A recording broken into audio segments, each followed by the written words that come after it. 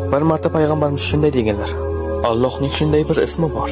Kim bu ismni duosida ishlatsa, duosi ijobat bo'lmay qolmaydi.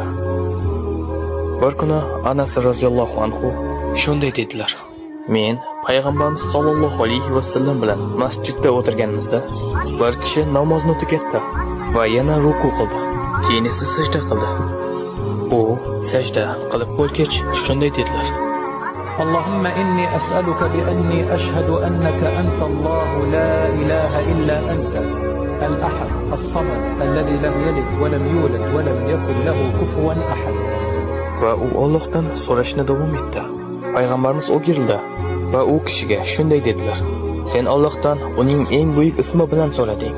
Agarda kimdir Allohdan shu ism bilan iltijo qilsa, Alloh unga javob beradi. Agar kimdir shu ism bilan nimadir so'rasa, Alloh beradi. Alloh buni ikki xil yo'l bilan qiladi. Alloh javob beradi yoki o'sha narsani beradi.